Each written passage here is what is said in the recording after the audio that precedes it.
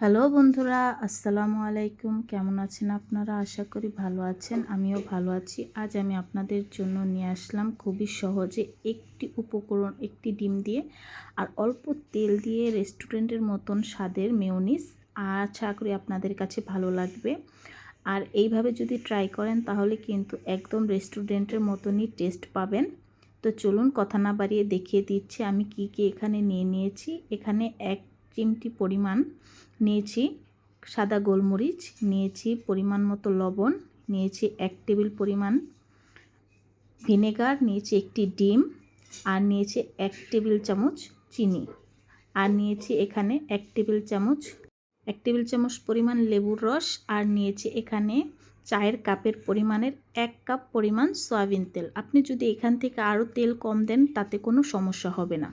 তারপর নিয়ে নেব একটি ব্লেন্ডারের জারটার ভিতরে আমরা একটা ডিম, এটা কিন্তু রুম টেম্পারেচারেতে রাখার ডিম, এটা ভেঙে দিয়ে দেব। এই ডিমটাকে দিয়ে সুন্দর করে তারপরে এখানে দিয়ে দিব স্বাদমতো লবণ, দিয়ে দিব সাদা গোলমরিচের গুঁড়ো, তারপরে দিয়ে দিব এখানে ভিনেগার, 1 টেবিল চামচ পরিমাণের ভিনেগার দিয়ে দিলাম। তারপরে এখানে দিয়ে দিব লেবুর রস 1 টেবিল চামচ পরিমাণ। তারপরে দিয়ে দিব এখানে 1 টেবিল পরিমাণ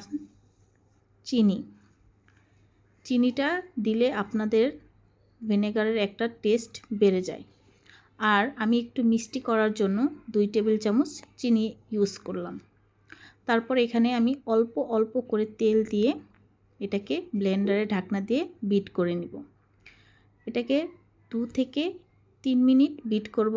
তারপরে আবার জারটা খুলে আবার সামান্য পরিমাণে তেল দিব, দিয়ে আবারও জারটা আটকিয়ে এরকম করে আমি প্রায় 4 থেকে 5 বার তেলটাকে এখানে অ্যাড করব। আপনারা দেখতে পাচ্ছেন আমি 2 বার ব্লেন্ড করার পরেই কিন্তু এটা ঘনত্ব চলে এসেছে।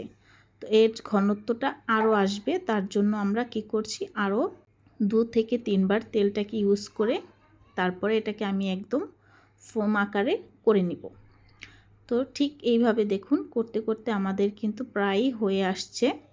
আর দেখতেই পাচ্ছেন ঘনটা কতটুকু পরিমাণ হয়েছে। আর এইভাবে আমার কিন্তু মেয়োনিজ বানানো হয়ে গেল, আর খুব সহজেই কিন্তু হয়ে গেল।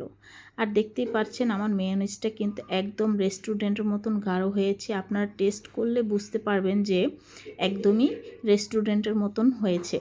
এটা আপনারা বাসায় ট্রাই করবেন, যারা না পারেন তারাও কিন্তু পেরে যাবেন। আর হ্যাঁ, এভাবে কিন্তু অবশ্যই ট্রাই করবেন। আশা করি আপনাদের কাছে আমার ভিডিওগুলো ভালো লাগে। ভালো লাগলে আমাকে লাইক, সাবস্ক্রাইব করবেন, আমার পাশে থাকবেন আর নতুন নতুন ভিডিও পাওয়ার